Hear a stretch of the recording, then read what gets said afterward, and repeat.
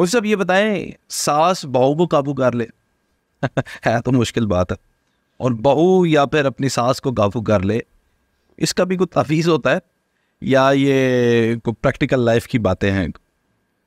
کیا تجویز کریں گے؟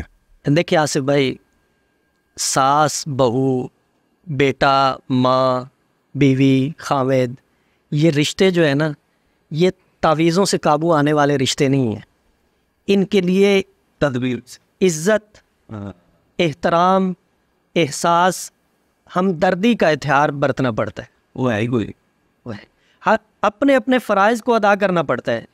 ہر بندہ اپنی اپنی حد تک اپنی ذمہ داری کو پورا کرے جی, تو دوسرا بندہ اس کے قابو میں ہے. المیہ یہ ہے کہ ہر بندہ یہ کہتا ہے میں تو ذمہ داری پوری نہیں کروں گا, میری ساری کریں. یہاں پہ آ کے معاملات خراب ہو جاتے ہیں. اب خامد بیچارہ اگر بیوی کی سائڈ لے لے تو ماں کہتی ہے کہ میرا بیٹا بیوی کے نیچے لگ ہو گیا جی.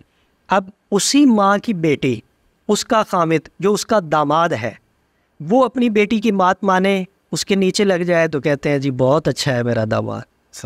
بیٹا غلط ہو گیا, داماد ٹھیک ہو گیا. مطلب ہر بندے کو یہ ہے کہ بس یہ نہیں ہونا چاہیے. ٹھیک ہے. اچھا مفتی صاحب, میں نے سنا ہے شوبز جو ہے نا, یہ آپ کے پاس بھر بھر کے شوبز کے لوگ آ رہے ہیں اور آ کے اپنے مسائل بھی بتا رہے ہیں اور شادیوں کی خواہشات کا اظہار بھی کر رہے ہیں کہ میں نے ادھر شادی کرنی ہے ادھر.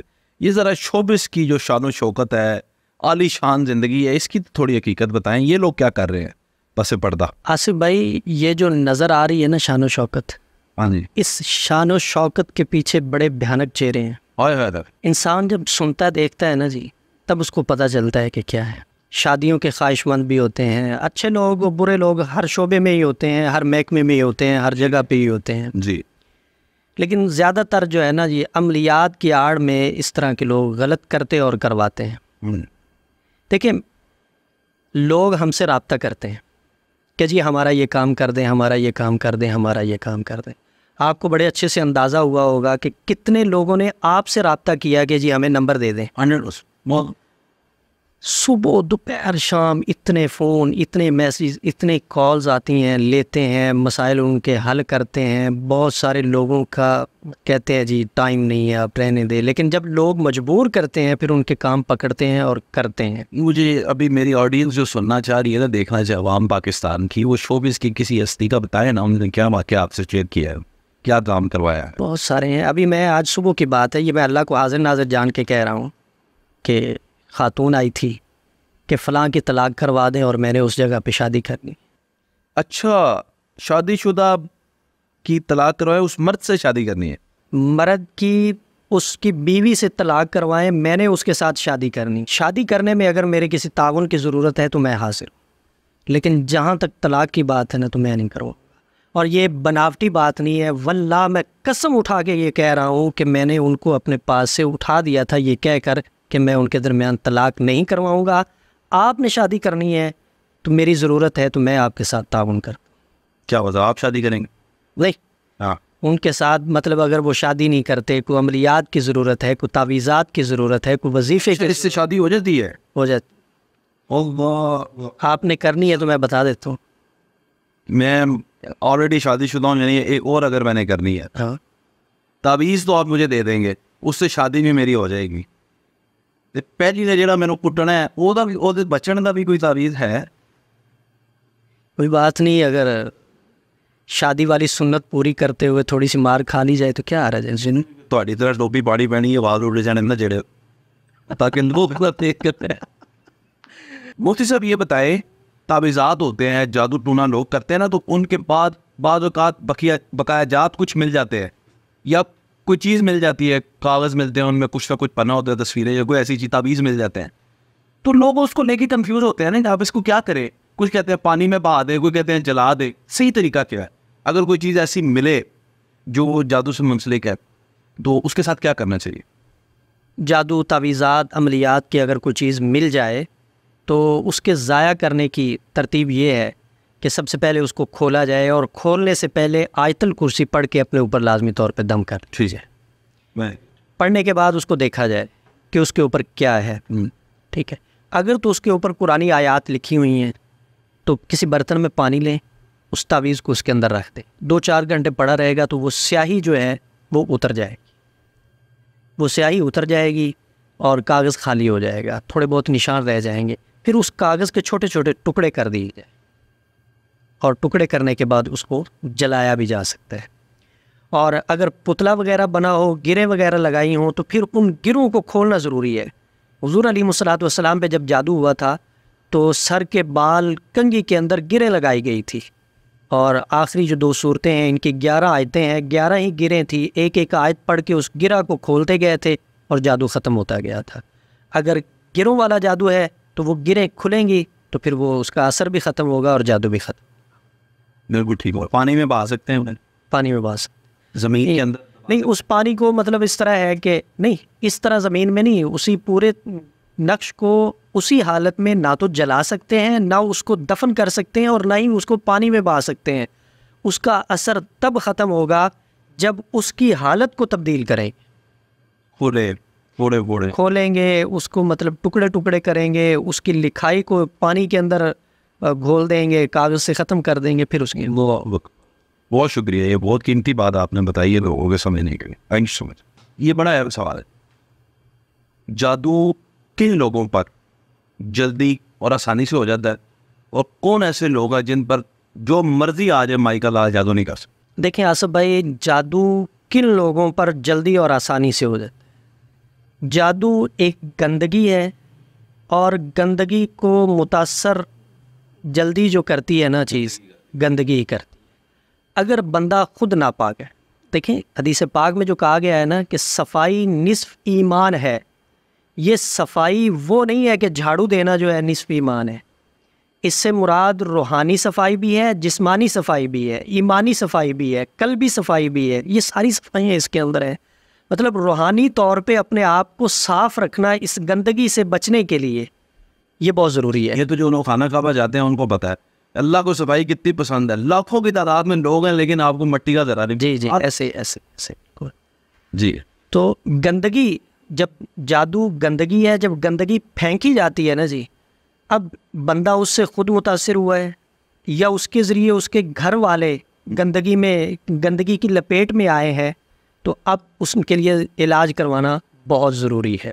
اب علاج مطلب صفائی جو ہے یہ ماہر ہی کر سکتا ہے, اس کو ہی پتہ ہے کہ کتنا صابن لگانا ہے, کتنا صرف لگانا ہے, کتنا پانی اور کتنی دفعہ اس کو ملنا ہے. تو اگر کسی کو یہ ہو جائے نا کہ میرے اوپر جادو ہے, تو وظائف کی طرف جانے کی بجائے فوراً سے معالج کی طرف رجوع کریں, علاج کروائیں, اور اس کے بعد حفاظت کے اعمال و وظائف کرتے رہیں. اور جہاں تک یہ ہے کہ جیسے آپ نے کہا کہ کوئی مائی کا لال زور لگا لے جادو نہ ہو, تو اس صورت میں یہی ہے کہ بندہ حصار کی دعائیں پڑھتا رہے, حصار اپنا کرتا رہے, وظائف کا اہتمام کرتا رہے, قرآن پاک کی تلاوت کرتا رہے, باوضو رہے, پاک صاف رہے, پھر یہ اس سے بچ سکتا ہے, ورنہ مشکل ہے. آقا علیہ الصلوۃ والسلام جب پاک صاف اور قرآن تو سینے میں, ان پہ تو پھر بھی ہو گیا, تو ہم کیسے؟ جی بالکل, آپ کی بات بالکل زبردست ہے. حضور علیہ الصلوۃ والسلام کے ساتھ جو معاملات پیش آئے ہیں یہ امت کو سمجھانے کے لیے ہیں, امت کو بتانے کے لیے ہیں. ٹھیک ہے, دیکھیں تیمم کا جب حکم نازل ہوا ہے تو اس کے پیچھے واقعہ کیا تھا کہ اما عائشہ صدیقہ رضی اللہ تعالی عنہا کا ہار گلے سے نکلا, اونٹ کے نیچے چلا گیا, گم ہو گیا. صحابہ تلاش کر رہے ہیں, نماز کا وقت قریب ہے, جا رہا ہے, پانی نہیں مل رہا, اور حضور فرما رہے ہیں ہار تلاش کرو, جب تک نہیں ملے گا تب تک نہیں جائیں گے. بیوی سے محبت حضور نے کر کے دکھائی اور امت کو بتایا ہے کہ اس طرح بیوی سے محبت کرنی چاہیے. حضور نے فرمایا جب تک ہار نہیں ملے گا تب تک نہیں جائیں گے. اور ادھر نماز کا وقت جا رہا ہے, پانی نہیں ہے وضو کرنے کے لیے. سیدنا ابو بکر صدیق رضی اللہ تعالی عنہ پریشان ہے کہ میری بیٹی کی وجہ سے نماز قضا ہونے کا خدشہ ہے. اللہ رب العزت نے تیمم کا حکم نازل فرما دیا. حضور کے ساتھ جو واقعات پیش آئے ہیں یہ امت کو سکھانے کے لیے, بتانے کے لیے. حضور پہ جادو ہوا, توڑ کے لیے اللہ رب العزت نے آخری 2 صورتیں نازل فرما دی. اب بندہ جو رات کو سونے سے پہلے اس ترتیب کے ساتھ, جس ترتیب کے ساتھ حضور خود کرتے تھے کہ 3 مرتبہ پڑھ کے ہاتھوں پہ پھونک لگا کے اپنے پورے جسم کے اوپر مل کے آپ سوتے تھے. جب آپ کا آخری سال تھا، مرض الوفات میں تھے آپ، کمزوری ہو گئی تھی، آپ خود نہیں کر سکتے تھے، تو آپ کے ہاتھوں پہ اماں عائشہ صدیقہ رضی اللہ تعالی عنہا نے پڑھ کر پھونک لگائی تھی، پھر آپ کے ہاتھوں کو چہرے پہ ملا تھا. اور دوسرا یہ ہے کہ حضور علیہ الصلوۃ والسلام نے جبرائیل علیہ الصلوۃ والسلام سے ایک دفعہ دم بھی کروایا تھا. یہ بھی امت کو سکھانے کے لیے، سمجھانے کے لیے. اچھا آپ یہ بتائیے گا کہ کسی کو کسی مسئلے کے لیے آپ تعویذ دے دیتے، سجیسٹ کرتے ہیں؟ آصف بھائی میں نا تعویذ بہت کم دیتا ہوں. دیتا ہوں میں ضرورت پڑے. اس کی تفصیل نہیں آتا کیونکہ سوال کچھ اور ہے میرا، بس مجھے ہاں یا نہ میں چاہیے کہ آپ تعویذ دے دیتے ہیں. میں بالکل دیتا ہوں. آپ مجھے آپ یہ ثابت کر سکتے ہیں کہ رسول اللہ صلی اللہ علیہ وسلم سے تعویذ کا کوئی ثابت ہے؟ آپ صلی اللہ علیہ وسلم نے کبھی دیا ہے تعویذ کسی کو؟ جی بالکل حضور سے ثابت ہے. میں صحابہ تابعین کی بات نہیں کرتا، وہ بات لمبی ہو جائے گی. ان سے بھی ثابت ہے، لیکن میں سیدھی حضور کی طرف جاتا ہوں. حضور میں آپ سے یہ پوچھتا ہوں کہ تعویذ اگر آپ مجھ سے لیتے ہیں تو کس لیے لیتے ہیں؟ کسی معاملے، بیماری، پریشانی، شفا کے لیے، حفاظت کے لیے. ایسے ہی ہے جی، جادو سے حفاظت کے لیے، جنات کی سے حفاظت کے لیے. ہاں جی، یہ حادثات سے آگے پیچھے سے. حضور علیہ الصلوۃ والسلام تشریف فرمائے ہیں. آپ کے پاس صحابی آئے حضرت ابو درداء رضی اللہ تعالیٰ عنہ. انہوں نے آگے عرض کی، یا رسول اللہ رات کو نا میرے گھر میں مجھے ایک سیاہ سایہ دکھائی دیا، بنبناٹ کی آواز، ایسے جیسے چکی چل رہی ہوتی ہے نا، ایسی مجھے آواز سنائی دی. حضور علیہ الصلوۃ والسلام نے فرمایا کاغذ اور قلم لاؤ. حضرت علی سے کو بلایا اور فرمایا لکھو. حضور علیہ السلام نے آغاز کیا، ھذا محمد الرسول اللہ، ھذا کتاب من محمد الرسول اللہ. یہ ایک خط ہے جو حضور نے جنات کے نام لکھوایا تھا حضرت علی سے، اور حضرت ابو درداء سے فرمایا تھا کہ جاؤ اپنے گھر میں لگا دو جا کے.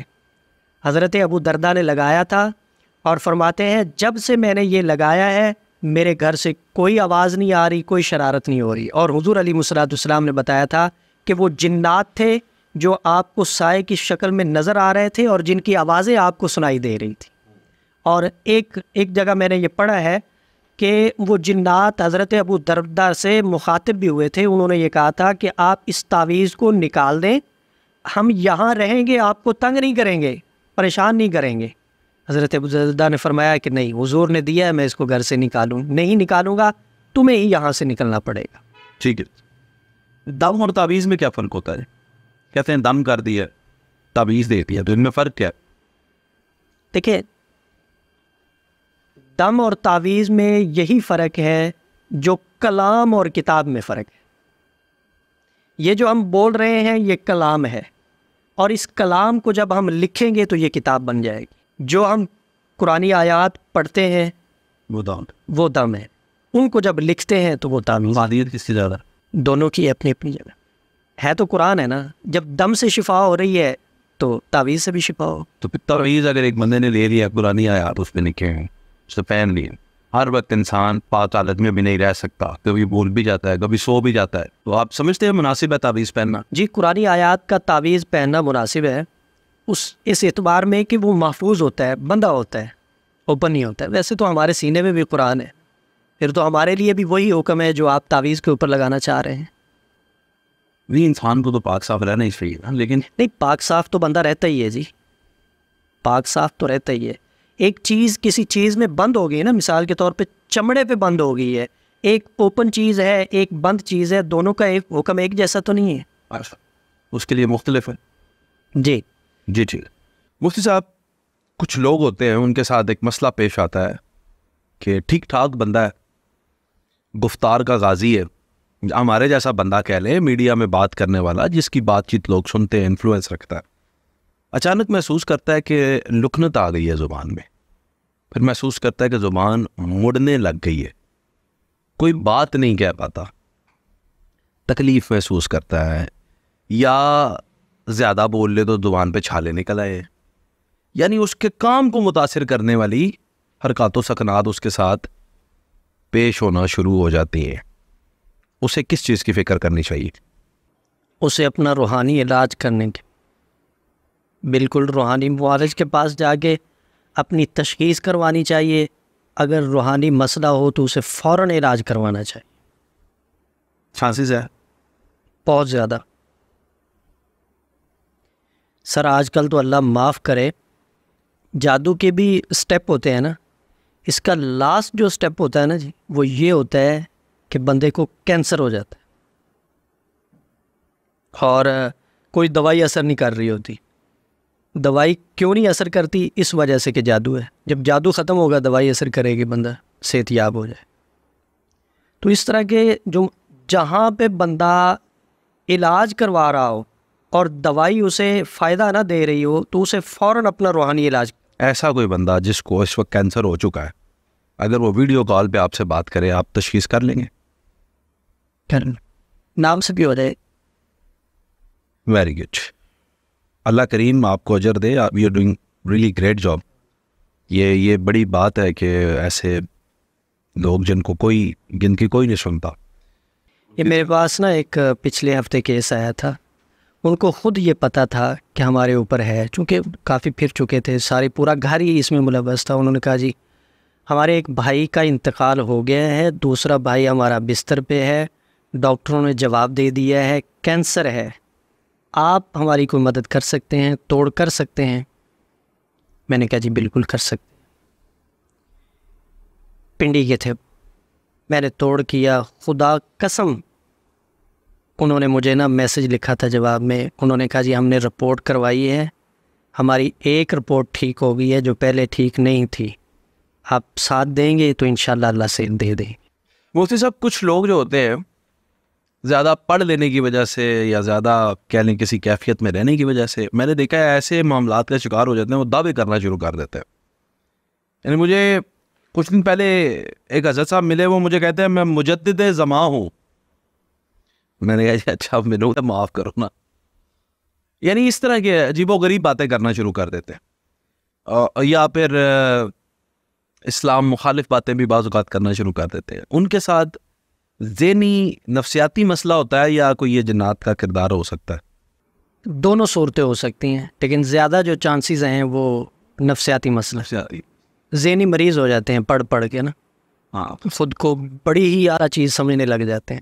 طب میں نے سنا ہے اس کا کوئی علاج ہے، کوئی کیپسول ہے تو کھائے بندہ ٹھیک ہو جاتا ہے. علاج تو اللہ پاک نے ہر چیز کا رکھا ہے سوائے موت کے، اور علاج کی طرف ہمیں جانے کی ترغیب بھی دی گئی ہے، علاج کروانا بھی چاہیے. دیکھیں اسلام نے تو اگر بندہ مریض ہے نا اور ڈاکٹر کے پاس گیا ہے، طبیب کے پاس گیا ہے، اور طبیب نے یہ کہہ دیا کہ آپ نے یہ پرہیز کرنا ہے، یہ دوائی کھانی ہے اور یہ پرہیز کرنا ہے، اگر وہ بندہ پرہیز نہیں کرتا اور اس بیماری میں وہ مر جاتا ہے، اس بیماری کی وجہ سے اسے موت آ جاتی ہے، تو یہ اس طرح ہے کہ جیسے بندے نے خودکشی کی.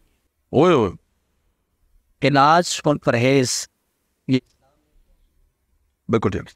مفتی صاحب آج کی پوڈ کاسٹ کا آخری سوال، اور یہاں پہ ہم یہ قصہ چھوڑ کے جائیں گے کہ تیسری نشست ہماری جب ہوگی تب اور سوالات کا جتھا اکٹھا کریں ہم آپ کے پاس آئیں گے. آخری سوال یہ ہے میرے ان بہن بھائیوں کے لیے جن کو اللہ تعالیٰ نے ابھی تک اولاد کی نعمت سے نوازا نہیں ہے، کوشاں ہیں، ادویات بھی لیتے ہیں، علاج بھی کراتے ہیں، لیکن معاملہ نہیں بن رہا، کوئی ایسا وظیفہ حضور بتا دے.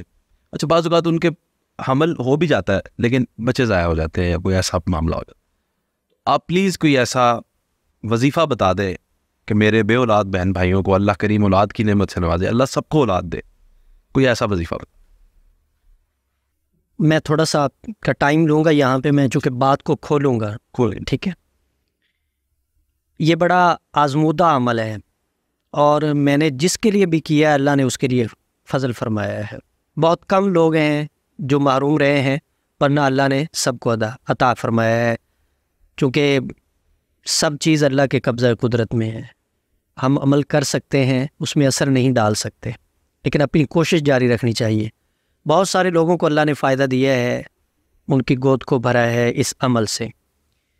جس بہن اور بھائی میاں بیوی کو اگر اولاد نہیں ہوئی تو وہ یہ عمل کرے.